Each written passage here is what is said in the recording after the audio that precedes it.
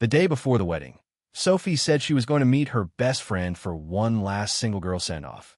I smiled, smoothing the wrinkles from her dress. "Come back soon, my bride." The next day, at the altar, she threw her bouquet on the ground. "Julian, I don't love you. This wedding is off." As the crowd erupted, I looked at the fresh kiss mark on her neck and smiled. Phoenix. Chapter 1. Nervous, buddy? Chris Hayes, the best man, nudged Julian with his elbow, a wide grin on his face. Julian adjusted the gold-rimmed glasses on his nose. Behind the lenses, his gaze swept over the sea of silk and cologne, the murmur of laughter and clinking glasses, before finally settling on the closed ballroom doors, adorned with a cascade of fresh white roses. Behind those doors was his bride, Sophie. A faint smile touched his lips. His voice was steady. "I'm Phoenix." "Liar. You're loving this," Chris scoffed. "Marrying a woman like Sophie Reed? You must be over the moon. Bet you were too excited to sleep last night." Last night, a shadow, so fleeting no one could have caught it, flickered in the depths of Julian's eyes. He remembered Sophie the night before, standing by the door in that new lavender dress, its hem brushing delicately against her calves. He had knelt, meticulously smoothing a barely there crease, his fingertips grazing her cool skin.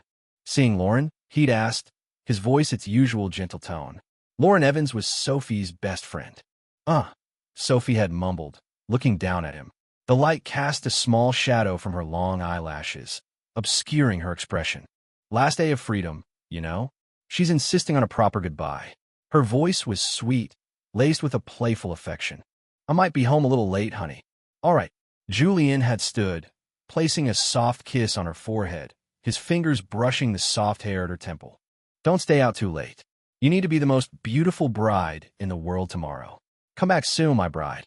His voice was low and melodic, filled with absolute trust and adoration. Sophie's cheeks had seemed to flush. She quickly stood on her toes and pecked him on the lips, a fleeting touch like a butterfly's wing, before turning and disappearing through the door.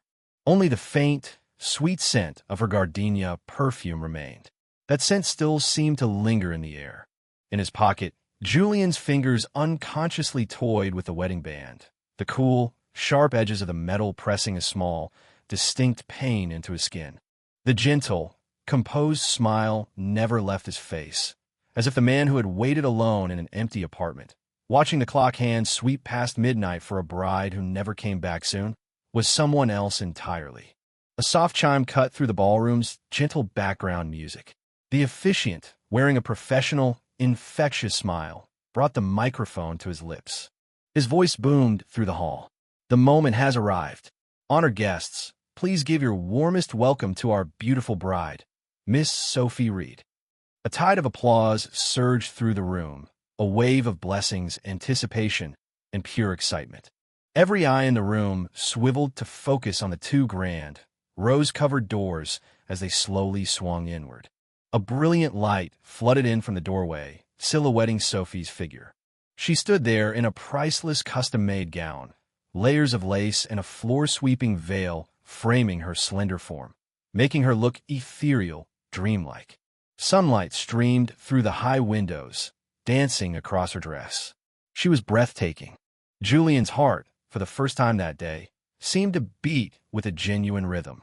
He watched his bride, as she took her first step onto the crimson aisle, moving toward him. Her father, Robert Reed, held her arm, his face a mixture of paternal pride and poignant sadness. One step to the distance closed. Julian could now see her perfectly made-up face, her long lashes cast down, creating soft shadows beneath her eyes. Her lips were pressed together in a line that seemed just a little too tight. Finally, Robert Reed solemnly placed his daughter's hand into Julian's. The older man's hand was warm and firm, a silent gesture of entrustment. Julian held Sophie's hand tightly. Her palm was ice-cold and trembling slightly. "Take care of her," Robert Reed said, his voice thick with emotion. "I will, sir.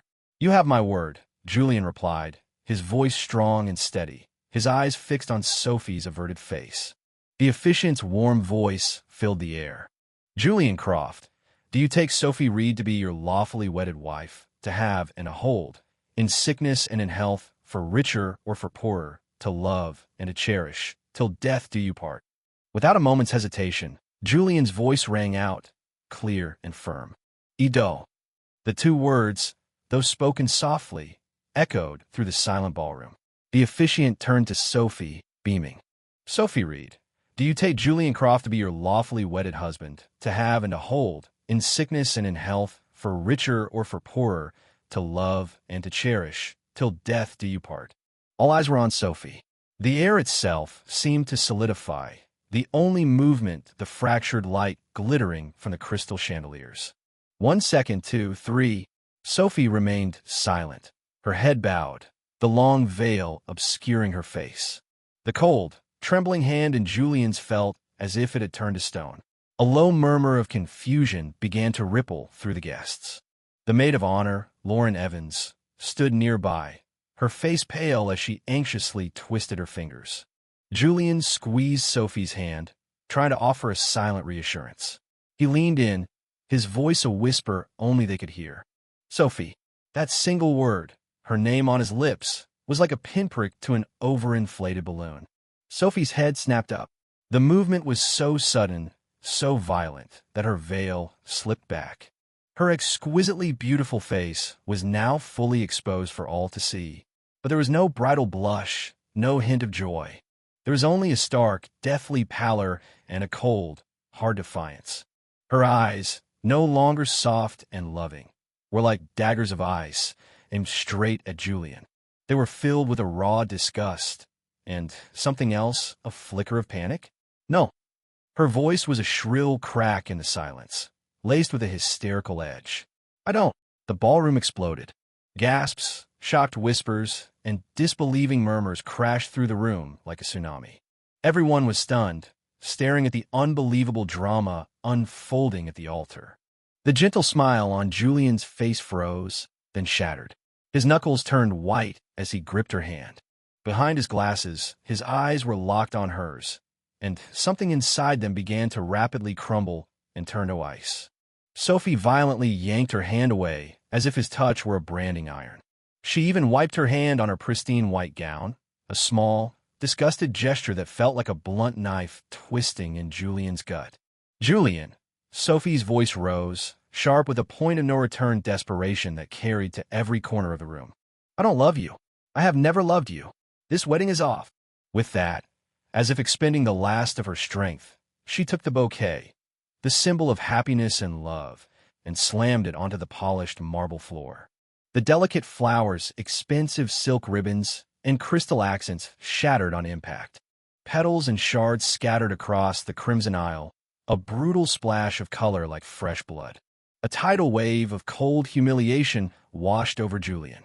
He could feel the stares from every direction.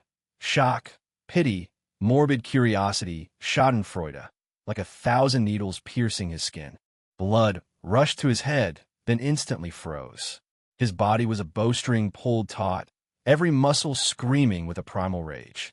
And yet, in that vortex of chaos and shame, in the exact moment Sophie turned her head, a lock of hair falling away from her neck, Julian's gaze locked onto it. There, on the pale, slender column of her neck, just below her ear, half hidden by her hair, was a small, obscene patch of deep, angry red. A hickey, a fresh one that did not belong to him. Time seemed to stretch, to congeal. The surrounding chaos, the officiant's panicked questions, Robert Reed's furious roar of, Sophie, what in God's name are you saying? Lauren's frantic cries as she rushed to grab her friend, the buzzing of the guests. It all faded away, as if someone had hit a mute button, leaving only a suffocating silence. In the instant he saw that mark, Julian's world imploded. Last night, a bachelorette sent-off? Her best friend, Lauren? A cold, sharp, and venomous smile began to form on Julian's lips, pulling at the corners of his mouth with excruciating slowness. It was a smile devoid of warmth, filled only with the chilling certainty of one who finally understands everything, and a terrifying, silent bloom of icy rage. He looked at Sophie's face, etched with defiance and disgust. He looked at the rise and fall of her chest, her breathing heavy with anger and fear. He looked at the mark on her neck, the glaring, crimson badge of her betrayal. Then, As the entire room held its breath, waiting for him to explode, to question, to break down, Julian spoke. His voice was preternaturally calm, as placid as the ocean before a hurricane, even clearer and steadier than when he had said, "I do." It carried through the microphone to every corner of the ballroom, possessing a strange, bone-chilling clarity. Fine. Just one word. Crisp, clean, without a trace of hesitation. Sophie's defiant expression cracked at that single, impossibly calm word. A flash of bewilderment and a deeper shade of panic crossed her face. This was not the reaction she had expected. No questions, no pleading, no furious outburst. Just that one word, so light, yet it landed in her heart like a block of lead. Julian didn't even spare her another glance. He calmly reached up and removed the single, perfect red rose from his lapel. His movements were graceful, unhurried. Then he let it drop. The rose fluttered down like a piece of discarded trash, landing directly on the shattered remains of the bouquet. The crimson and white lay intermingled, a stark and hideous irony. Having done this, Julian turned slightly. He faced the stunned officiant and the bewildered guests and gave a perfectly civilized, almost gentlemanly nod, his lips still holding that faint, chilling smile. "My apologies, everyone. The wedding is canceled. Please, enjoy the reception at your leisure." His voice remained calm, almost polite. Without another word, he ignored the fresh wave of chaos that erupted behind him. He didn't look at Sophie's now-drained face, nor at her father, who was shaking with rage, nor at Lauren's terrified eyes. He straightened his back, suddenly appearing as sharp and unyielding as a drawn sword. He strode forward, his steps firm and resolute, and walked away down that same crimson aisle that was meant to lead to his happiness. Under the weight of 100 shocked and pitying stares, he walked out alone, without a single look back. Sunlight poured through the tall glass doors, stretching his shadow long behind him, casting it over the wreckage of love and commitment, a solitary, glacial silhouette. The doors swung shut, sealing him off from the world that had, in an instant, become the scene of a spectacular joke. Chapter 2. The heavy wooden doors clicked shut, silencing the suffocating roar of the ballroom. The hallway's thick carpet absorbed all sound, leaving only a dead, heavy quiet. The last trace of Julian's cold, mocking smile vanished, his expression hardening into stone. He didn't head for the elevators. He turned and slipped into a small, dark utility closet filled with cleaning supplies. He locked the door behind him. The cramped space smelled of disinfectant and dust. Darkness swallowed him whole. Leaning against the cold wall, Julian took a slow, deep breath, as if trying to expel every last molecule of air from his lungs, as if trying to inhale all the world's coldness. Then, with a guttural roar, he slammed his fist into a metal shelving unit. The crash echoed violently in the tiny space, sending bottles and cans rattling. A blinding, sharp pain shot up from his knuckles. Skin broke. Warm blood trickled between his fingers. The raw, physical agony was like a lightning strike, cutting through the chaotic storm of rage and humiliation that threatened to tear him apart. He had to calm down. He had to. In the dark, he closed his eyes, forcing the hellish scene from his mind. Sophie's defiant face, the shattered bouquet, the shocked crowd, and that bright, fresh mark on her neck. A kiss mark. The words were poisoned ice picks stabbing into his heart. Last night, a bachelorette send-off. Lauren. A lie. A carefully constructed lie that had played him for an absolute fool. Julian's eyes snapped open. They were bloodshot, but the out-of-control fury was gone, replaced by a clarity that was almost cruel. He pulled out his phone. The screen's glow illuminated his blood-streaked jaw, a line as sharp and unforgiving as a razor's edge. He dialed a number. It was answered on the first ring. "Sir." A calm, capable voice on the other end. It was his executive assistant, David Chun. David had clearly already heard about the disaster at the wedding. His voice was tight with a barely concealed concern. "David," Julian's voice was a low, hoarse rasp, like sandpaper on rock. Every word was coated in ice. "Two things. First, lock down the hotel. All exits, especially the parking garage and service corridors. I want all security footage from 8 p.m. last night until 6 a.m. this morning, focused on any area where Sophie appeared. Second, he paused, forcing the name through his clenched teeth. I want a full workup on Lauren Evans. I need to know her every move last night, down to the minute. Who she saw, what she did, anything out of the ordinary. Now, understood, sir, David said, his response immediate and professional. The line went dead. Julian leaned against the cold wall, letting the blood from his knuckles drip onto the dark carpet, staining it a deeper shade of black. He needed facts. He needed to assemble the complete, ugly picture of the betrayal that had just thrown him into the abyss. Rage needed an outlet, but blind fury was for fools. What he wanted was precise, total, and utter annihilation. Time dripped by in the silence and the metallic scent of blood. Each second felt like a century. After what felt like an eternity, his phone lit up again. An encrypted message from David. Julian opened it. The first message contained several screenshots from a security camera. The timestamp read 11:47 p.m. The location was a quiet corner of the hotel's underground parking garage. A black Porsche Cayenne was parked there. The driver's side door was open, and a figure in a lavender dress, Sophie, was getting out of the car. Her steps were unsteady. She even stumbled, caught by a hand that reached out from the driver's seat. It was a man's hand, with well-defined knuckles, wearing an expensive Patek Philippe watch. The image was zoomed in. On the ring finger of the hand, steadying Sophie, was a distinctive platinum band. Julian's pupils contracted violently. He recognized that ring. It belonged to Sophie's ex-boyfriend, a man named Leo Vance. He had once flaunted it on his Instagram as an engagement ring. After they broke up, the ring had vanished. Until now. The next screenshot showed Sophie, now steady on her feet, leaning back into the car. The angle was poor, showing only half her back and the blurred profile of the man in the driver's seat. But Julian would recognize that silhouette anywhere, Leo Vance. The final screenshot showed that after Sophie had walked away, the black Cayenne remained in the parking spot for nearly 20 more minutes before slowly driving off. The time was 12:07 a.m. The second message was a text report from David. Sir, checked on Lauren Evans. She met with Ms. Reed at the Summit Cafe at 8 p.m., as stated. However, she left alone around 9:30 p.m. and returned to her apartment. She did not leave again for the rest of the night. Building security and keycard logs confirm this. Additionally, David's tone in the text grew more serious. We ran a preliminary check on Leo Vance. His black Cayenne entered the hotel garage at 11:10 p.m. and left at 12:15 a.m. The timeline is a direct match with Ms. Reed's presence.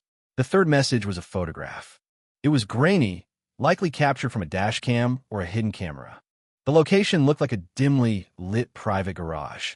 The subject was unmistakably Leo Vance. He had his arm wrapped around a woman Julian didn't recognize, heavily made up, wearing a sexy slip dress, and was leading her intimately toward a sports car. The timestamp on the photo read, 3:17 a.m., the morning of the wedding. So, just over 3 hours after his farewell, with Sophie, Leo Vance was already in the arms of another woman. A low, cold chuckle escaped Julian's throat, echoing in the tiny closet. It was a sound filled with infinite mockery and a bone-deep chill. Of course, the so-called bachelorette send-off, the girls' night out, was nothing but an elaborate charade to lower his guard. She had lied to him, sneaking off on the eve of their wedding to meet her ex-boyfriend. In the hotel parking garage, in the black Porsche that symbolized their past. What had they done? The fresh mark on her neck, the 20 minutes she lingered, her unsteady steps. The answer was brutally, sickeningly clear. And the ultimate irony? That piece of trash, Leo, had immediately found someone else to screw after his little reunion. Sophie, this is the man you betrayed me for? The man you publicly humiliated me for? A complete and utter scumbag. Julian stared at the cold images on his phone, at the picture of Leo with another woman, the image of the mark on Sophie's neck flashing in his mind's eye.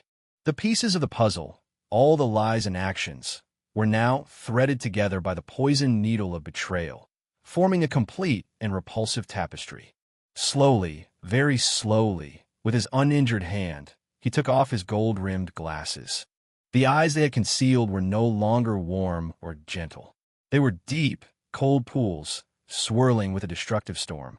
He took out a sanitizing wipe and methodically began to clean the semi-congealed blood from his knuckles. His movements were precise, almost delicate, as if polishing a fine jewel. With every wipe, the ice in his gaze hardened. Once his hand was clean, he put his glasses back on. The lenses caught the phone's cold glow, masking the fury in his eyes. He opened the door and stepped back into the brightly lit hallway. His face was a blank mask, terrifyingly calm. Only the hard line of his jaw betrayed the iron will beneath. The blueprint for his revenge was already taking shape in his frozen heart. And the first step would begin with the worthless piece of trash who had dared to touch his bride. He called David, his voice devoid of any emotion, yet carrying a command that could chill the soul. David, I want you to put a tail on Leo Vance of Innovatech AI. His company is in the middle of its Series B funding round, isn't it? I want everything. Every corner he's cut, every dirty deal, every skeleton in his closet. I want it all dug up. Leave no stone unturned. And one more thing. A humorless smile touched Julian's lips. Set up a meeting for me with Mark Wallace at Veritas Capital. And give me a call with the partners at Apex Ventures. Time, 3 p.m. today. The usual place. Chapter 3 in the private lounge atop the Apex Ventures tower. The city skyline stretched out beyond massive floor-to-ceiling windows. Sunlight streamed through the blinds, casting stripes of light and shadow on the expensive Italian rug. Julian sat relaxed, almost leisurely, in a plush leather armchair. Steam curled from the bone china teacup in front of him. He had just concluded his meeting with the partners at Apex and was now waiting for Mark Wallace, a VP from Veritas Capital. The door opened softly and Wallace entered, a practiced, shrewd smile on his face. Julian, sorry to keep you, and congratulations on the big. His words died in his throat as he suddenly remembered the high society train wreck of a wedding that had taken place that morning. The smile froze on his face. He rubbed his hands together awkwardly. Julian, my condolences. Truly, it's nothing, Mark, Julian said, looking up. His expression was unreadable as he lifted his teacup and blew gently on the steaming liquid. A minor interruption. Have a seat. Wallace sat down, feeling uneasy. This young titan of industry had just suffered a humiliation of epic proportions, yet he sat here as if nothing had happened. The man's composure was unnerving. Mark, Julian began, setting his cup down, his voice smooth and direct. I hear your firm is quite interested in Innovatech AI Series B round. Wallace was taken aback by the abrupt change of topic. He answered cautiously, we've had some discussions. Their work in AI-powered medical imaging has potential, and Leo Vance, he's got drive. Why? Are you interested as well? Interested? Julian let out a soft laugh, devoid of any warmth. I have very little interest in waste management. Wallace's expression tightened. Julian leaned forward slightly, his eyes behind the lenses suddenly sharp as a hawk's, pinning Wallace in place. I just wanted to offer a friendly reminder, Mark. In our business, the most important investment is in people. If the person is rotten, it doesn't matter how good the tech is or how big the market seems. It'll all end in disaster. You'll lose your shirt. What are you implying, Julian? Wallace's heart began to beat faster. Leo Vance, Julian stated, his tone as flat as if he were reading a weather report, is a man with no integrity and no morals. To secure funding, he cooks the books as a matter of course.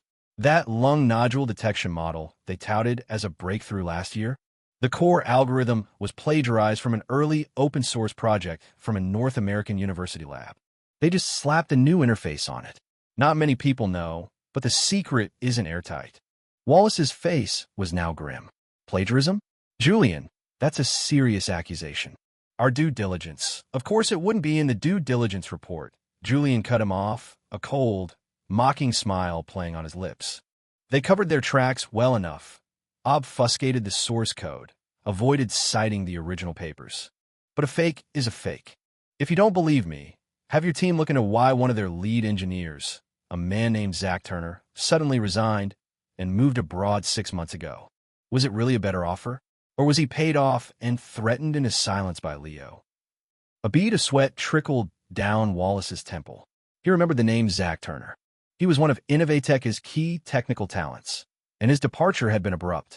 Furthermore, Julian continued, his voice low, but each word sharp as a scalpel. To land the pilot program with St. Jude's Medical Center, Leo Vance gifted the supervising vice president a beach house in the Hamptons. Value? North of $8 million. The transaction was handled by his very resourceful assistant, Chloe Lewis. The wire transfers, the deed, it's all stored somewhere very safe. If that were to come to light, Mark, what do you think would happen to Innovatech and to Leo Vance? Wallace shot out of his seat, a chill running down his spine. Data fraud, commercial bribery. Either one was enough to bring the seemingly brilliant startup crashing down, taking its investors' money and reputation with it. He stared at Julian, his eyes wide with alarm and fear. Julian, how do you know all this? Julian didn't answer. He simply leaned back into the sofa, picked up his teacup, and took a slow sip. The sunlight hit the sharp planes of his face, leaving one side in light and the other in shadow, making him look inscrutable. Mark, he said, setting the cup down, his tone back to its earlier calm, I just think Veritas Capital is a leader in the field, and you are a man of vision. It would be a shame to waste your firm's capital and reputation on a sinking ship. Instead of tying yourself to Innovatech as garbage barge, perhaps you should look at more worthy investments. For example, he shifted gears seamlessly. I've been looking at a company called Deep Vision Analytics. Their work in dynamic motion recognition is the real deal. Wallace's mind was racing. Julian's words were both a threat and an olive branch. He knew of Deep Vision. They had immense potential, but had been overshadowed by the hype around Innovatech. If Innovatech was truly the time bomb Julian described, he made his decision in an instant.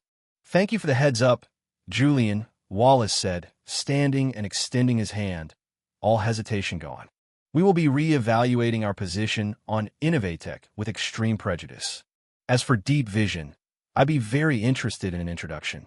Julian stood and shook his hand, a faint, professional smile finally appearing on his face.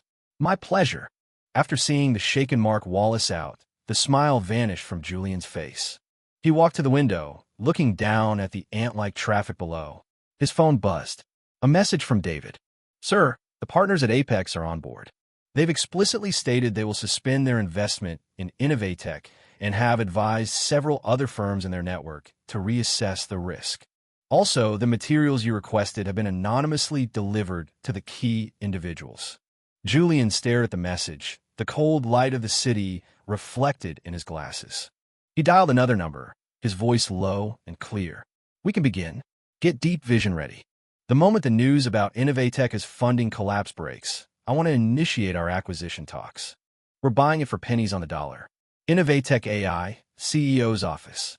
Leo Vance tore at his tie, slamming his phone down on the expensive mahogany desk. The screen was still lit, showing his call history, Mark Wallace, Veritas Capital. Son of a bitch, he swore, his face ashen. Just minutes ago, Wallace's tone on the phone had been unnervingly cold and formal, talking about how, after a rigorous internal review, we've determined that Innovatech's current stage of development does not align with our firm's investment strategy, and that they would have to postpone further discussions, even offering a friendly reminder to be mindful of compliance risks. Doesn't align? Compliance risks? What the hell is that supposed to mean? Leo paced his office like a caged animal. Last week he was practically begging me to sign the term sheet. Now he's pulling this crap. What truly terrified him was that almost simultaneously, bad news had come from Apex Ventures. Their attitude was equally vague and noncommittal. Several other interested firms had also called, their questions suddenly circling around data integrity and business ethics. This was not a coincidence. A knock at the door. His assistant, Chloe Lewis, entered, her face pale. She was holding a document, her hands shaking. Leo, it's bad. St. Jude's, they just sent a formal notice. They said they received an anonymous complaint about major irregularities in our pilot program. They're suspending the project indefinitely, and they want us to cooperate with an investigation. What? Leo felt like he'd been struck by lightning. He snatched the document from her. The black ink on white paper, stamped with the hospital's official seal, was cold and glaring. The room started to spin. The St. Jude project was their crown jewel, the core of the story they were selling to investors. With it gone, they were dead in the water. Who complained? Find out. Find out who did this. Leo roared, the veins on his forehead bulging. I don't know. Chloe was on the verge of tears. And there's something worse. She tremblingly pulled up an encrypted file that had been sent to her private email. This just arrived. Inside, Leo grabbed the phone from her and opened the file. He only had to look at the first image for all the blood to drain from his face. They were a series of crystal-clear, undeniable photos. One was of him leading a young model into a hotel room. Another was a screenshot of a wire transfer from his assistant Chloe's bank account to another account for over $8 million. The owner of that receiving account was the brother-in-law of the vice president at St. Jude's. It felt like the floor had dropped out from under him. A terrifying chill shot up his spine. It was over. It was all over. The evidence of his bribery was in someone else's hands. If this got out, he wouldn't just lose his funding. He'd go to prison. Who? Who the hell is doing this? He screamed, his eyes wild. Like a cornered animal, he swept everything off his desk. Papers, expensive trinkets, his laptop, sending them crashing to the floor in a symphony of destruction. Outside the office, his employees stood frozen, exchanging terrified glances. The air was thick with the stench of impending doom. The high-flying ship that was Innovatech AI had, in the space of a few hours, been struck by an invisible, precise, and ice-cold force, and was now sinking fast. Chapter 4, a dark cloud hung over the Reed family's mansion. The shard of a priceless antique vase still lay scattered in a corner of the living room, a casualty of Robert Reed's fury. The air was thick with the lingering tension of angry words and stifled sobs. Sophie was curled up on the bay window seat in her room, a small, shivering bird abandoned by the flock. She was still wearing the garish wedding dress, its hem now stained with dust and crushed flower petals from the ballroom floor. Her face was a ghostly white, her eyes swollen and red. Tears tracked silently down her cheeks, leaving grimy trails. The adrenaline and defiant thrill of jilting her fiancé at the altar had long since evaporated, replaced by a boundless, soul-crushing terror and regret. She regretted it. The regret had set in the moment Leo Vance's phone started going straight to voicemail, the moment the news of his company's scandal broke, the moment her father had smashed the living room to pieces, her mother had fainted, and the calls from relatives started pouring in, some questioning, some offering hollow comfort, but most just hungry for gossip. How could she have been so stupid? How could she have believed Leo's slick, empty promises? One last goodbye, closure on our past, then you can be Mrs. Croft with a clear conscience. It was all bullshit. He was just a horny bastard looking for one last score before she was off the market. And she, like a fool, had believed him, had actually gotten into his car, and the memory of that chaotic, humiliating night, of Leo's dismissive attitude afterward, and the news that he'd been photographed with another woman just hours later, it made Sophie's stomach churn. But what terrified her most was Julian. He knew. He had to have known. His final, chilling smile, that terrifyingly calm "fine," replayed in her mind like a waking nightmare. Knock, knock, knock. The door opened gently. Her mother, Eleanor, came in, her eyes just as swollen as Sophie's. Her voice was a hoarse whisper. "Sophie, honey, you should eat something. You haven't eaten all day." Mom, seeing her mother, Sophie dissolved into fresh tears, throwing herself into her arms. "I was wrong. I was so wrong. I regret it so much." Eleanor held her daughter, her heart breaking with a mixture of anger and pity. "Oh, you foolish girl. How could you do such a thing? And Julian, she couldn't finish. The image of Julian walking out of that ballroom, his back ramrod straight, was enough to send a shiver down her spine. "What do I do, Mom? Julian, he's never going to forgive me," Sophie sobbed, her body racked with tremors. I know. Eleanor sighed heavily. "A little late to be scared now, isn't it? Your father's blood pressure is through the roof. He just took his medication and went to lie down. As for Julian, I can try to call him for you. See if you can apologize." Apologize? A cold dread settled in Sophie's stomach. A man like Julian, with that look in his eyes, would an apology even matter? Just then, her phone buzzed violently on the nightstand. Leo Vance's name flashed across the screen. Sophie scrambled for it like it was a lifeline, pulling away from her mother and snatching up the phone. Her voice was a choked, hopeful cry. "Now, you, Sophie." The voice that answered was not a gentle comfort, but Leo's raw, cornered animal roar, so ragged it sounded like it was being torn from his throat. "Was it you? Did you and that psycho Julian set me up? Huh? Are you trying to get me killed?" Sophie was stunned into silence. "What? Leo, what are you talking about? Don't play dumb with me." Leo's voice was venomous, laced with pure terror. "My funding is gone. The St. Jude's project is dead. The Fed's got a tip about the bribery. My investors are pulling out. The banks are calling in my loans. My company is finished.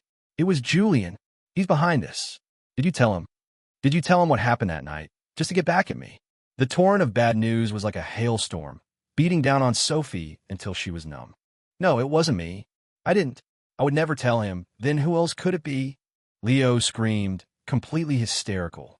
"Listen to me, Sophie. If I go down, you're coming with me. You weren't exactly fighting me off that night, were you?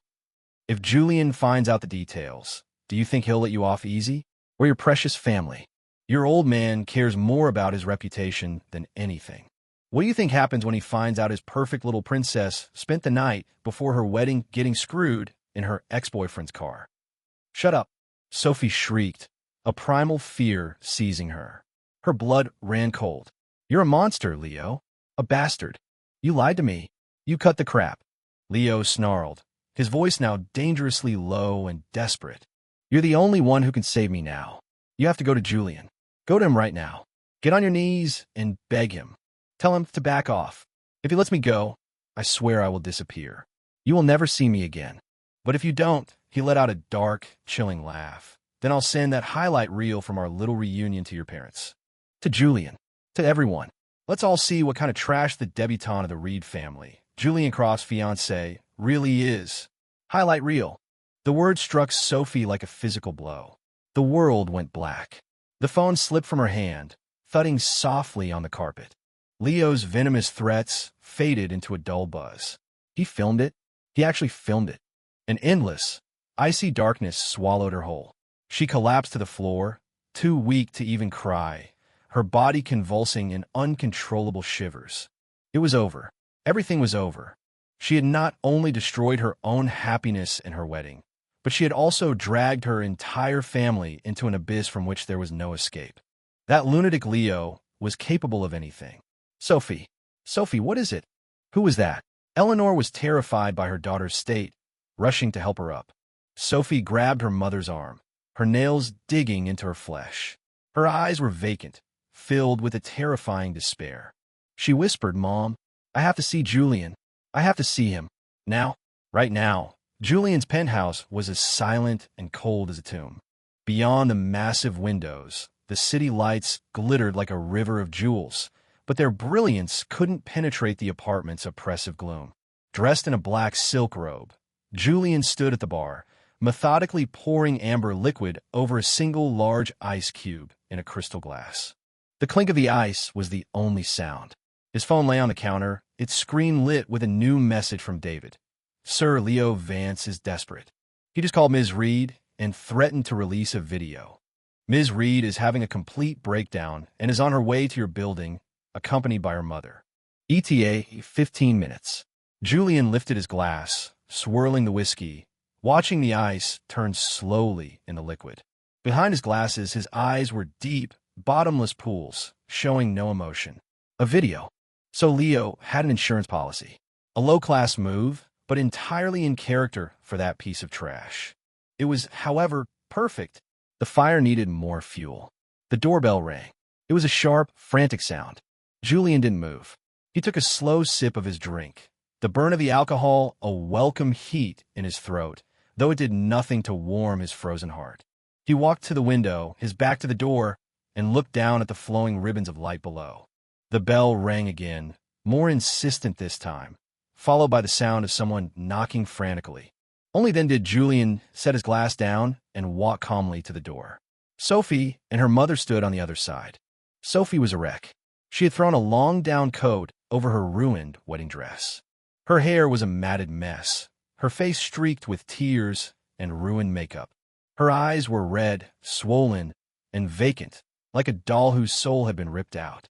Eleanor held her up, her own face etched with exhaustion and pleading. Julian, Eleanor's voice was thick with tears. Julian, I'm begging you. Just let her talk to you for a minute. She knows she was wrong. She really, truly does. Julian's gaze swept coolly over Eleanor before landing on Sophie's ravaged face. His expression was utterly neutral, as if he were looking at a complete stranger, yet there was a flicker of something analytical, mocking. He said nothing, merely stepping aside to let them in. Eleanor practically dragged the stumbling Sophie inside. The apartment's cold, cavernous silence made them both shiver. Julian, Sophie pulled away from her mother, took 2 shaky steps forward, and then, with a sickening thud, dropped to her knees on the cold marble floor. Julian, I was wrong. I was so wrong, she cried, her face tilted up to him, tears streaming down her cheeks. Her voice a shredded, desperate plea. I never should have seen Leo. I don't know what I was thinking. I shouldn't have at the wedding. I regret it. I regret everything. Please, I'm begging you, let him go. Leave Leo's company alone. I know it was you. Please, to show him some mercy. Give him a way out. She was rambling, prostrated on the floor in abject humiliation. All the defiance she'd shown at the altar was gone. Eleanor watched her daughter, her heart twisting in her chest, and wiped at her own tears. Julian, she was just being foolish. She's young. She didn't know what she was doing. Please, can't you just forgive her this once? That bastard Leo deserves whatever he gets, but you can't let him go. Julian finally spoke. He walked slowly until he was standing over the kneeling Sophie, looking down at her. His voice was placid, without a single ripple of emotion, yet each word was an icy stab. Sophie, for that piece of trash, you humiliated me in front of everyone we know. You made me the laughingstock of this entire city. And now, you're on your knees, not for our 2 years together, not for the shame you put me through, not even for yourself, but for him, for the man who used you like a whore the night before our wedding, who immediately went to find another woman, and who is now threatening you with a sex tape. Every word was a lash, flaying Sophie's soul. She trembled violently, a leaf in a hurricane, drowning in a sea of shame and terror. No, that's not it. She shook her head, her words lost in a torrent of sobs. I do regret it. I regret what I did to you. But Leo, he has the video. He said he'll release it. He'll ruin me. He'll ruin my family. Julian, please, for the sake of what we used to have. What we used to have? A strange, horrifying smile slowly twisted Julian's lips. He bent down, and with a gesture of almost cruel elegance, his long fingers gripped her chin, forcing her tear-stained, pathetic face up to meet his gaze. His touch was ice-cold, but his grip was like steel, squeezing her jaw until it ached. His eyes, magnified by his glasses, were like 2 black, frozen lakes, perfectly reflecting her terror and despair. Sophie, he said, his voice a low, terrifying whisper that sliced through the air, each word a hammer blow against her eardrums and against Eleanor's heart. Listen to me very carefully. The game, he paused, the chilling smile deepening, the pronouncement of a demon, has just begun. You, and Leo, his gaze flickered from Sophie's white face to Eleanor's, who was now leaning against the wall for support, and everything you hold dear, none of you are getting away. As the words fell, the last glimmer of hope in Sophie's eyes died, turning to absolute ash. Her body went limp, as if her bones had dissolved, and she collapsed onto the floor in a heap, capable only of a broken, hopeless whimper. Eleanor stared, her body rigid with a fear she had never known. She finally understood. The man who was once her warm, gentle, prospective son-in-law had been replaced by something else entirely. A vengeful, cold-blooded angel of destruction. Julian released Sophie's chin as if dropping a piece of filth. He stood up, turned his back on the broken woman on his floor, and walked back to the bar to retrieve his whiskey. Show them out, he said, his back to them, his voice as cold and empty as the space between stars.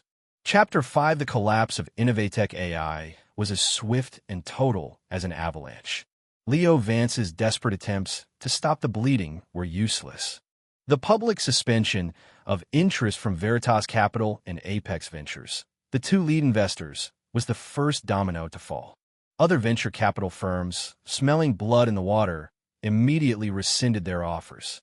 The bank's risk management departments reacted with lightning speed, freezing Innovatech's credit lines and issuing aggressive demands for repayment. The fatal blow, however, came when the news about the St. Jude's project and the anonymous tip regarding commercial bribery were leaked to several influential financial news outlets. Overnight, headlines blared from the websites of the Wall Street Journal and Bloomberg. AI darling Innovatech embroiled in bribery scandal. Plagiarism allegations cloud tech unicorn's future. Investors flee. Innovatech on brink of bankruptcy. When it rains, it pours. All the problems Leo had managed to paper over with hype and charisma. The real reasons for his lead engineer's departure, a brewing patent dispute, the massively inflated valuation, were dredged up and exposed to the harsh light of day by the media firestorm. The Innovatech office, once a bustling hub of ambition, was now a desolate, chaotic scene. Unpaid employees, angry vendors, and investigators from the SEC swarmed the entrance. Leo Vance had vanished. Like a rat, he had scurried into some dark hole, his phone off, all communication cut. The courts moved quickly, placing liens on his condo and seizing his collection of luxury cars. The wunderkind entrepreneur, once the talk of the town, had in a matter of days suffered a complete and spectacularly graceless fall from grace, leaving behind only a mountain of debt and a legacy of ruin. Life in the Reed household had become a living hell. After her mother brought her home, Sophie locked herself in her room. She refused to eat, refused to speak, a lifeless doll collecting dust. The twin terrors of guilt and regret gnawed at her day and night, and Leo's threat hung over her head like the sword of Damocles. She couldn't bear to imagine the consequences if that video ever saw the light of day. The stress had been too much for her father. The public humiliation of the wedding, his daughter's scandalous betrayal, and the financial fallout from Innovatech's bankruptcy. The Reeds had co-signed a significant loan for the company in its early days, had created a perfect storm. The dual blows sent Robert Reed's blood pressure skyrocketing, triggering a massive heart attack. He was now in the ICU, his condition critical. Eleanor Reed was at her breaking point. She spent her days shuttling between the hospital to watch over her husband and her home to check on her catatonic daughter, all while fending off calls from concerned, curious, or gloating relatives and trying to manage the panic spreading through her husband's company. In less than a week, she looked as though she had aged a decade, her temples now streaked with gray. The atmosphere in the mansion was suffocating. The staff tiptoed around, terrified of making a sound. One afternoon, under a sky heavy with dark clouds, Eleanor sat wearily on the living room sofa, rubbing her throbbing temples. She had just returned from the hospital. The doorbell rang. The housekeeper, Maria, answered it and returned a moment later with a thick, plain manila envelope. "Ma'am, a package for you." It was a local courier. "There's no return address." Eleanor frowned. She hadn't ordered anything, and business documents were never sent to the house. She took the envelope. It had a surprising weight to it. The flap was sealed with simple tape. A strange sense of dread crept over her. After a moment's hesitation, she tore it open. There was no letter, not a single word. Just a small, black USB flash drive sitting at the bottom of the envelope. A flash drive? Eleanor's heart hammered against her ribs. The feeling of dread intensified. With a trembling hand, she picked up the cold piece of plastic and hurried to the study. It had become her makeshift office since her husband had been hospitalized. She turned on the computer and inserted the drive. It contained a single video file, named with a random string of numbers. Her palm, slick with cold sweat, trembled as she moved the mouse. Taking a deep breath, as if bracing for impact, she clicked the file. The video player opened. The image was shaky at first, the lighting dim. It was clearly filmed inside a car. The camera was pointed at the passenger seat, where a familiar figure in a lavender dress was slumped. It was Sophie. Her face was flushed, her eyes glazed over. She was clearly drunk. Then, a man's profile leaned into the frame from the driver's side, a smug grin on his face. Leo Vance. He reached out and stroked Sophie's cheek, his voice a malicious taunt. "Sophie, baby. About to be a married woman. You really going to cut me off for good?" Sophie seemed to try and push his hand away, her words slurring. Leo, stop. We said this was just goodbye. Goodbye. Leo chuckled, his actions growing bolder. He pulled her into a rough embrace, his lips at her ear. A goodbye needs to be memorable. Let's give that prick Julian a little taste of what his precious bride is like when she's with me. And with that, he leaned down and brutally kissed her neck. The exact spot Julian had seen at the wedding. No. Sophie's struggles were weak, almost half-hearted. Under Leo's practiced manipulations, her protests soon dissolved into choked moans. The images were disgusting, the audio even more so. A roar of blood filled Eleanor's ears, and the world went black for a second. She stared, horrified, at the image of her daughter, wanton and shameless, listening to Leo's vile insults about Julian and her own husband. That old fool thinks he can marry his way into the Croft dynasty? Dream on. A scream, raw and inhuman, tore from her throat. Like a woman possessed, Eleanor swept the computer monitor off the desk. It crashed to the floor with a deafening crack of shattering glass. She was shaking violently, her face a ghastly shade of white, her chest heaving as if it might explode. Bastard! Filth! She shrieked, though it was unclear if she was cursing Leo or her own daughter. Humiliation, rage, and a profound, crushing sorrow overwhelmed her. Her vision swam. Mom! Ma'am, what is it? Maria burst into the room, her eyes wide with terror at the sight of the wreckage and Eleanor's swaying, ashen form. Eleanor pointed a trembling finger at the shattered, still flickering screen on the floor. Her lips moved, but no words came out, only great, heaving sobs of despair. She clutched at her chest, her body slumping forward. Mom! Maria screamed, lunging to catch her. Her skin was ice cold. Call an ambulance. Call 911. Mrs. Reed has collapsed. The Reed mansion descended into chaos. At that very same moment, in the ICU of St. Jude's Medical Center, Robert Reed, still weak and wearing an oxygen mask, lay with his eyes closed. His personal cell phone, sitting on the bedside table, suddenly lit up. An encrypted, anonymous email had arrived. The subject line contained a single sentence. Mr. Reed, it's time you saw your daughter's true colors. Below the text was a link to a short, auto-playing video. It was a clipped version of the footage from the flash drive, edited to highlight Sophie's disheveled state and Leo's most insulting comments. A strangled gasp escaped Robert Reed's lips. His eyes flew open, locking on the phone screen.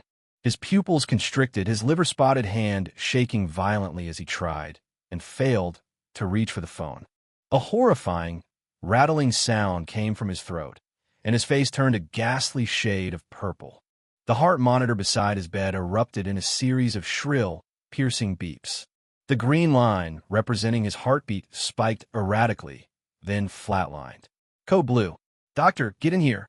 We have V-fib. The nurse's panicked shout echoed down the quiet hospital corridor. In the space of a single hour after receiving that gift, the Reed family's world had come to a final, crashing end. Chapter 6, a cold rain hammered down on the rusted corrugated metal of the container yard, a dull, monotonous drumbeat against the backdrop of the city. The air was a thick cocktail of salty sea spray, decay, and diesel fumes. A nondescript gray van slipped through the labyrinth of shipping containers like a ghost, coming to a stop in the deep shadow of a massive box marked HX 784. The side door slid open just enough for Leo Vance to scramble out, hunched over like a cornered rat. He wore a grimy hoodie, the hood pulled low, obscuring his face. A few days' worth of stubble covered his jaw, and his eyes were sunken and bloodshot. He looked like a man at the end of his rope, radiating an aura of desperation and fear. He clutched a bulging black duffel bag, which held the last of his cash and a few valuable items he'd managed to grab. Hurry up. What are you waiting for? The driver hissed from inside the van, his voice low and impatient. Leo ignored him, his eyes darting around nervously. The towering stacks of containers formed a steel canyon, casting long, distorted shadows under the sickly yellow security lights. The rain fell in a solid sheet, muffling all sound except for its own relentless downpour. He took a deep breath of the cold, metallic air, his heart pounding against his ribs. All he had to do was get on that cargo ship bound for Southeast Asia, leaving at dawn, and he would be free. Julian Croft's reach was long, but it couldn't extend across the open ocean. He stayed low, hugging the cold, wet wall of a container, as he made his way toward the rendezvous point, a small, abandoned warehouse by Pier 7. The duffel bag, his ticket to a new life, felt impossibly heavy. He was just a few feet from the warehouse door when all hell broke loose. Flump, flump, flump.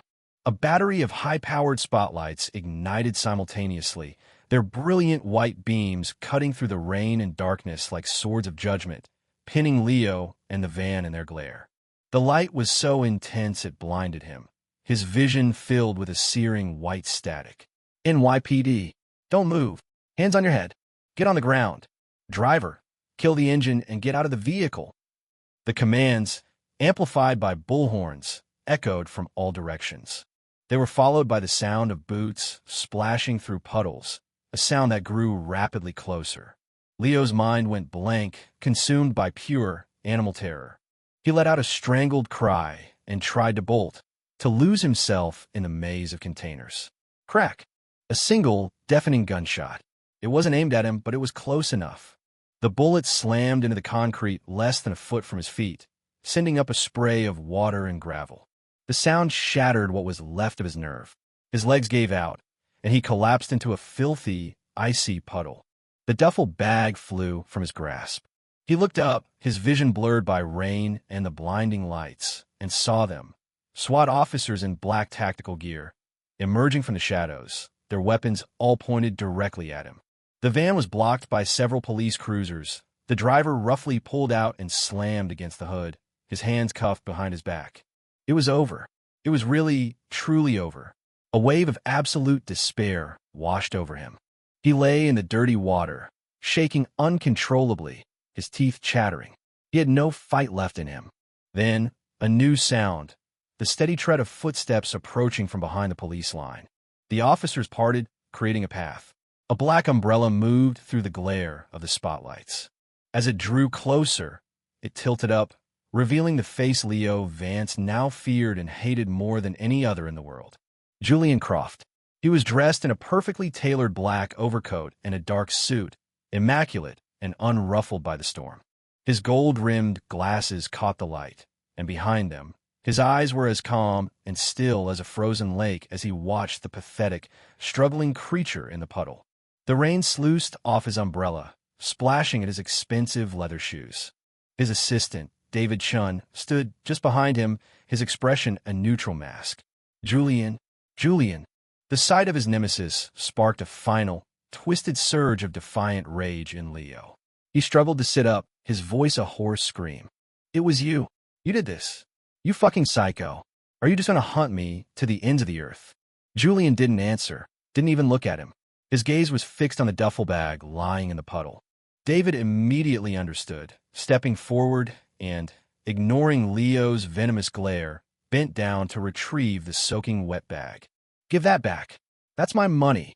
Leo shrieked, trying to lunge for it, but an officer's boot on his back pressed him firmly into the concrete. David unzipped the bag. Inside were several waterproof pouches filled with cash, a few luxury watches, and some gold jewelry. He rummaged through a side pocket and pulled out a small, sealed plastic bag containing a tiny black flash drive. The sight of the flash drive drained the last of the color from Leo's face. His eyes widened in disbelief and terror. No, impossible. How did you know you?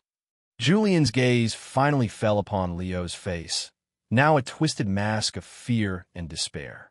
He held out his hand, and David respectfully placed the flash drive in his palm. Julian pinched the small, cold object between his thumb and forefinger, slowly rubbing the surface of the plastic bag. The simple, deliberate motion was filled with a terrifying menace. Leo, Julian said at last, his voice quiet but cutting easily through the sound of the rain, laced with a cold, all-knowing mockery. Did you really think that the dirty money you managed to squirrel away in this?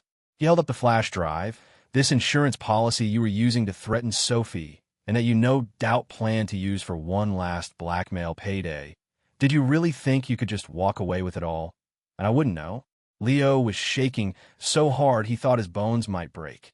His meticulously planned escape, his final trump card, it had all been transparent to Julian. "You've been watching me?" Leo's voice was barely a whisper. "Watching you." Julian repeated the word as if it were absurd, a faint, cruel smile touching his lips. "I was merely taking out the trash. And I have to admit, there's a certain satisfaction in watching the trash convince itself it's about to escape, only to realize it's been spinning in circles at the bottom of the bin the whole time." He paused, his gaze sweeping over Leo's ashen face, as if he were looking at something utterly repulsive. "By the way, that offshore account you wired your money to? The one managed by that delightful money-laundering outfit? It was frozen by federal agents an hour ago. All you've managed to do is add a few more years to your prison sentence." The last thread of Leo's sanity snapped. Frozen? His money was gone? The blow was so immense that he tasted blood in the back of his throat. All his schemes, all his desperate struggles, had been nothing more than a pathetic joke to Julian. "Julian, fuck you." The absolute despair ignited into pure, primal rage. Leo thrashed like a dying animal. "You'll rot in hell for this. I'll come back to haunt you. And that bitch Sophie. You too can. Take him away," Julian said, his voice flat, cutting off the hysterical curses as if he couldn't be bothered to listen to another word. He gave a slight nod to the police captain. Two officers hauled Leo up from a puddle. The cold steel of handcuffs snapped shut around his wrists. "You'll pay for this, Julian. You'll pay." Leo's hateful screams echoed across the rain-swept container yard as he was dragged toward a waiting police car, the sound finally swallowed by the slam of the door and the piercing wail of the siren. Julian stood motionless, watching the flashing red and blue lights disappear into the storm. He looked down at the small flash drive in his hand. His fingers tightened. "Sir, this," David began, his voice low. Julian didn't answer.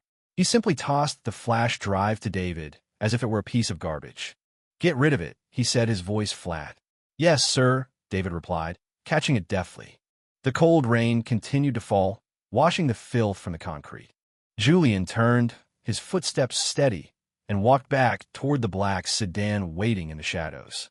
Inside the warm, dry car, sealed off from the wind and rain, Julian took off his glasses and began to slowly polish the lenses with a silk cloth. His eyes, now unguarded, were deep and calm, reflecting the blurred, flowing lights of the city. The stray dog, Leo Vance, had finally been declawed and thrown in a cage where he belonged. But it wasn't enough. Not nearly enough. The game was far from over. Chapter 7 Sophie was losing her mind. Her father, Robert Reed, had died. He'd seen the video, had a massive coronary, and never recovered. At the funeral, her mother had fainted multiple times.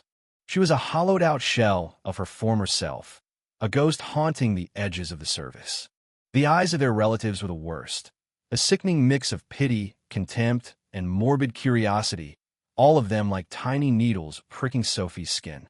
The Reed family, once a pillar of the community, was now a cautionary tale, a piece of sordid gossip.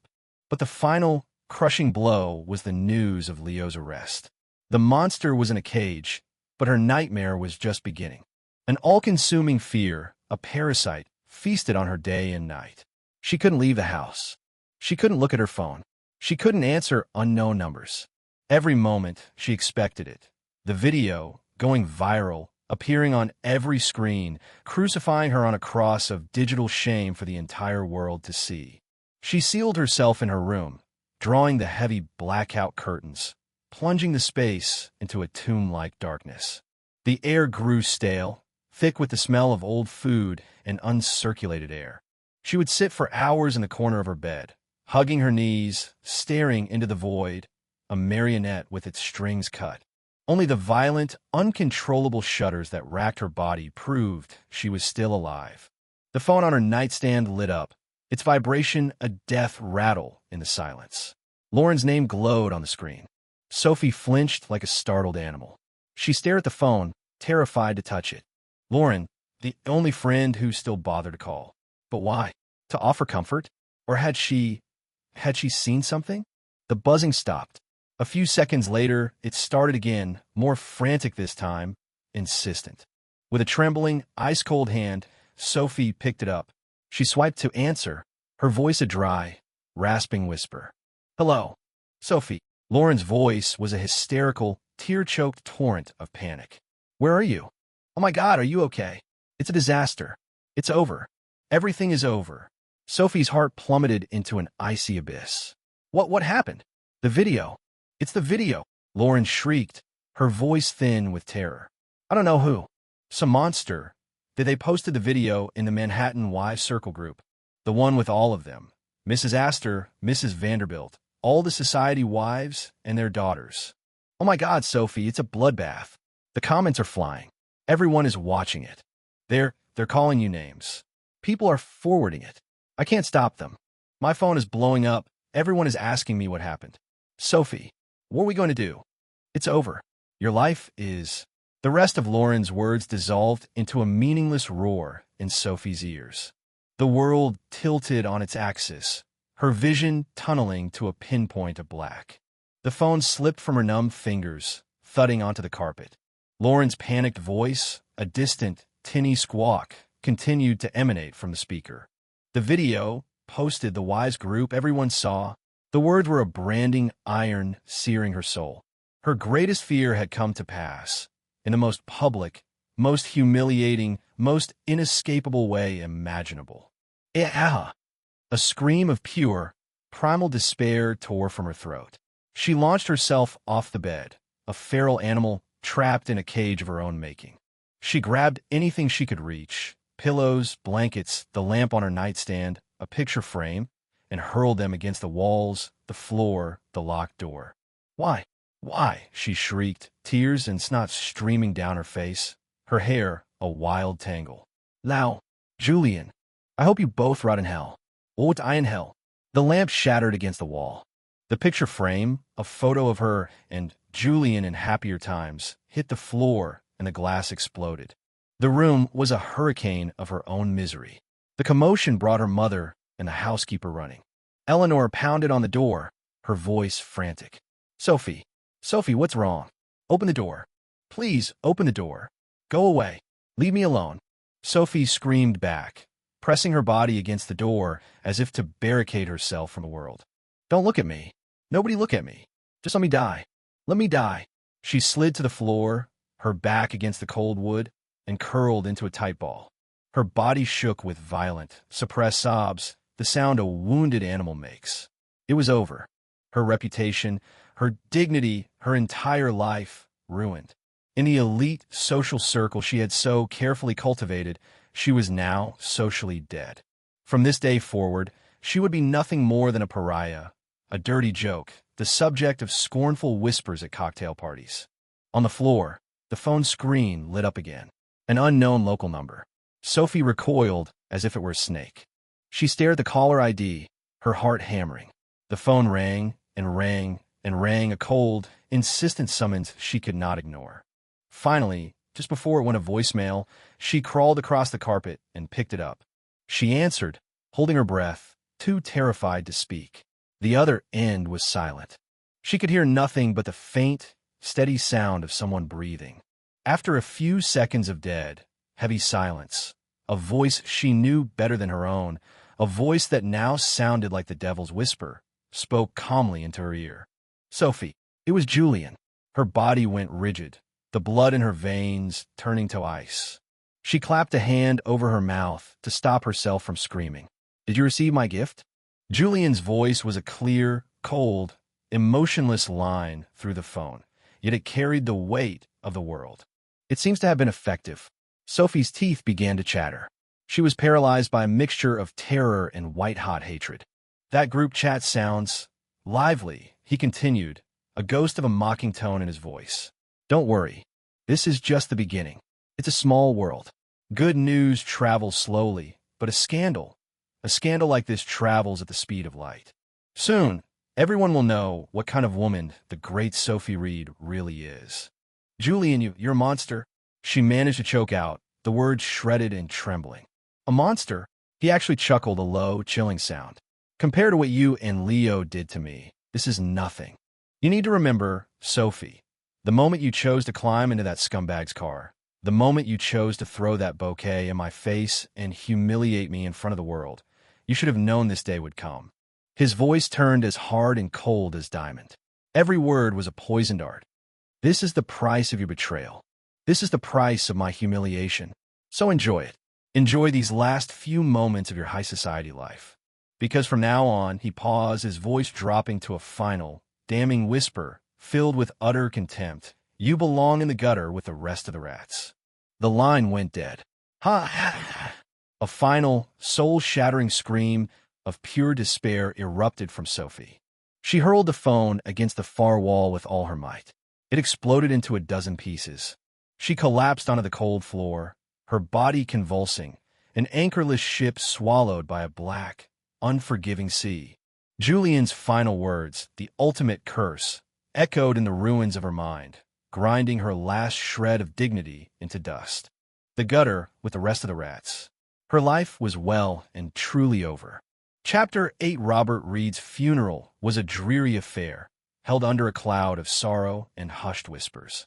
The service took place at a respectable, if not lavish, funeral home on the outskirts of the city. The number of mourners was sparse, a shadow of what it would have been in the Reed family's prime. Those who came were mostly old friends, bound by a sense of duty, and distant relatives who couldn't avoid it. The atmosphere was thick with an unspoken, awkward tension, the air heavy with the scent of incense and the collective, morbid curiosity about the family's spectacular fall from grace. Eleanor Reed, dressed in black, stood propped up by two nieces. She was skeletal, her eyes vacant and hollow, a ghost haunting her own husband's funeral. The triple blows of his sudden death, her daughter's public disgrace, and the imminent collapse of the family business had shattered her. She moved like an automaton, nodding mechanically at guests, seemingly oblivious to the pitying and judgmental stares. Sophie was not there. She remained locked away in her room, a prisoner of her own breakdown, refusing to see anyone. Her absence only made the atmosphere in the chapel more charged. As the eulogy began, a low commotion at the entrance drew everyone's attention. All heads turned. A group of men in dark, severe suits entered, their steps measured and confident. The man leading them was tall and imposing, his handsome face a cold mask. He wore a pair of gold-rimmed glasses, and behind them, his eyes were as still and deep as a winter lake. It was Julian Croft. His arrival was like a stone dropped into a stagnant pond, sending silent, shocked ripples through the mourners. The whispers ceased.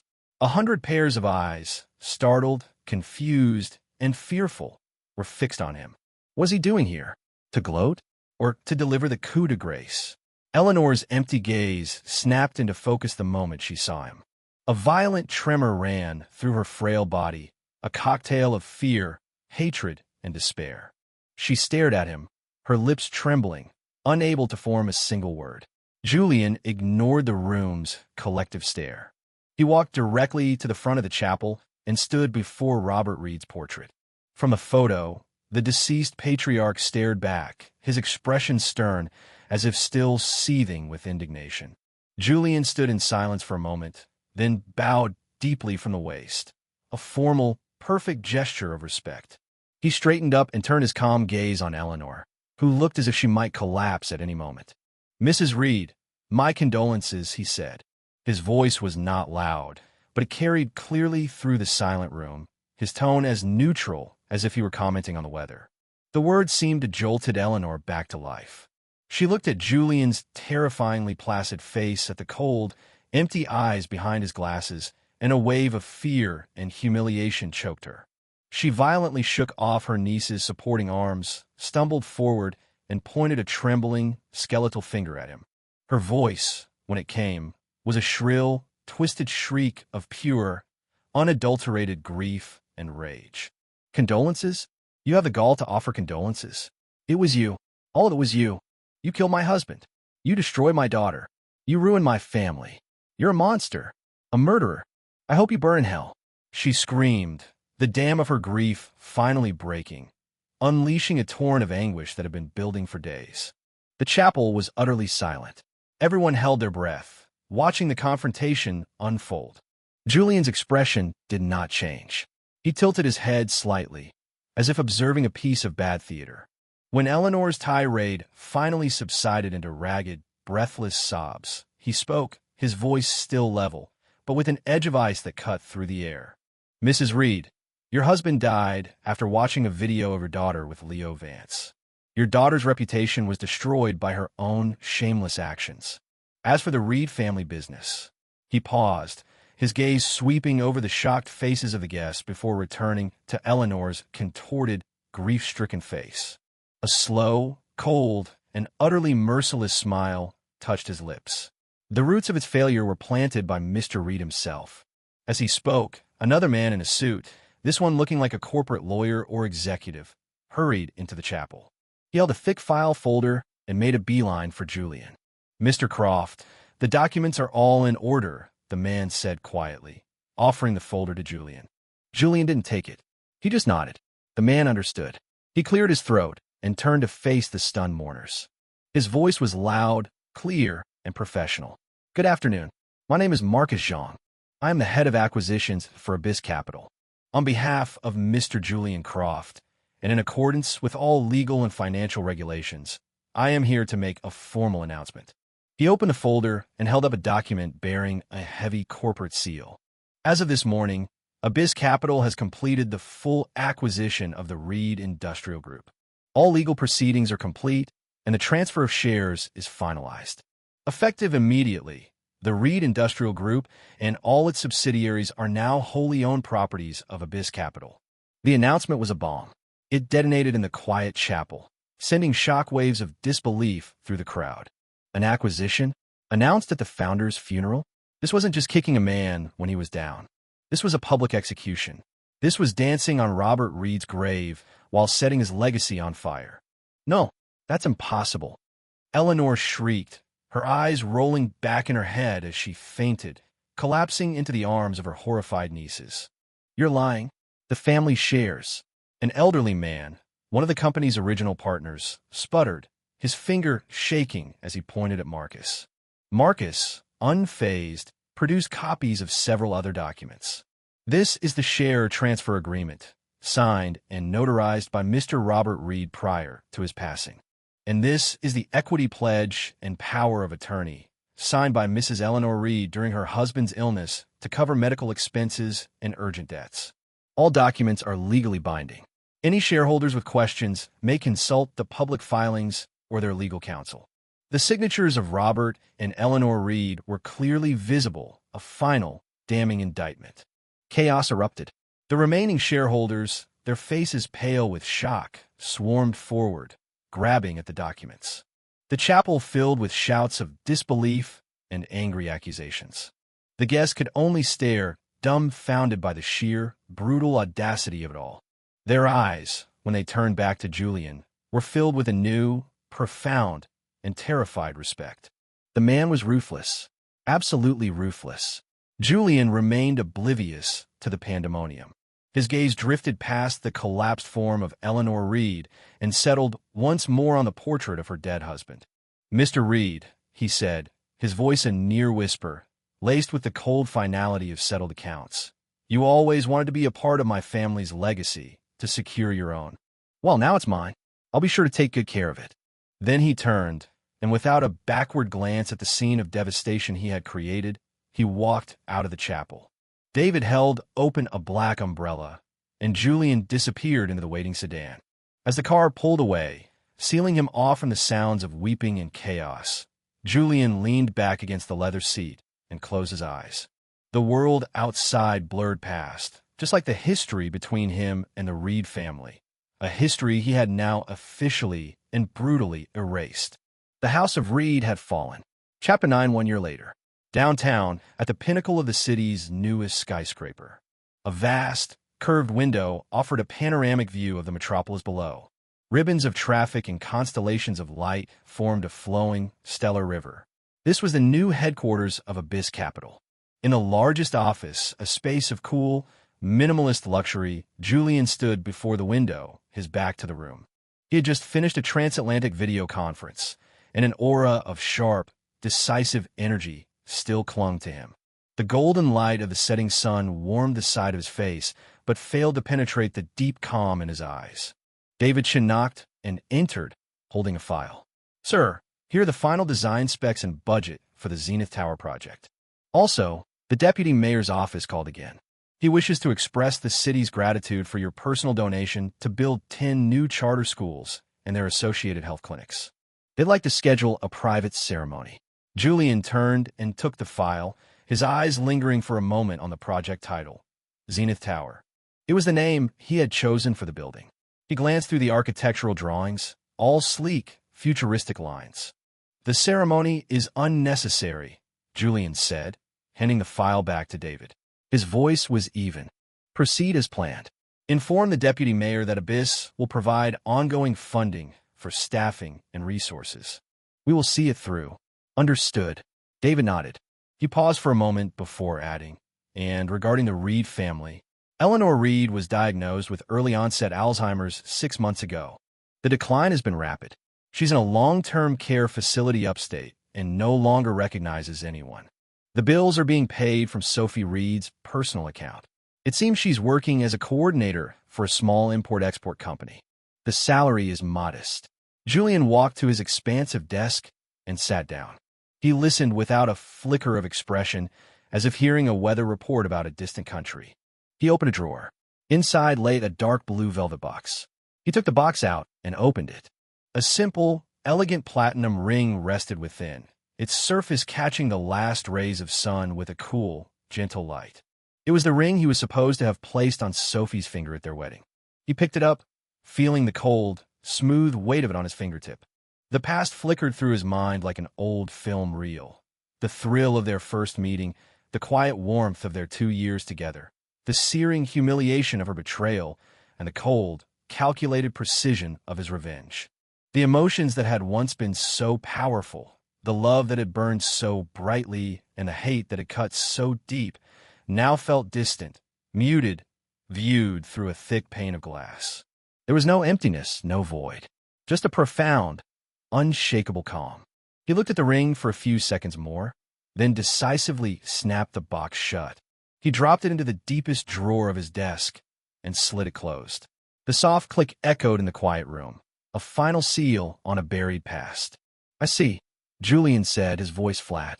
He looked up at David, his gaze clear and sharp, turning back toward the sprawling urban empire outside his window. Schedule a meeting with the strategic investments team for 9 a.m. tomorrow. I want a full report on our expansion into the Southeast Asia market. Yes, sir, David said, turning and exiting the office. Julian was alone. The sun disappeared below the horizon, and the city lights bloomed in response, a galaxy of stars on the earth. He stood and walked back to the window, looking down at the brilliant, teeming world below. He had once thought a life with Sophie was his destiny, a star he could reach out and hold. That star had fallen and shattered, but he had not lingered in the wreckage. He had lit the fires of vengeance himself, incinerating those who had betrayed him. And in the ashes, he had not found a wasteland, but a new, vaster, more solid foundation upon which to build. He had used brutal methods to amass power, and now he was redirecting that power toward places that were truly dark. 10 schools, 10 small points of light in forgotten communities. The Zenith Tower stood at the city's highest point. It was not built to pluck some illusory star from the sky, but to represent a new summit, the power to not only control one's own destiny, but to illuminate the paths of others. A very faint smile touched the corners of Julian's lips. It was not the cold smirk of mockery or the satisfying grin of revenge, but the quiet, confident expression of a man who had weathered the storm and emerged in absolute control. He reached up and adjusted the gold-rimmed glasses on his nose. The lenses reflected the brilliant, flowing lights of the city, sharp, clear, and free of all shadows. The game was over, and a new one was just beginning.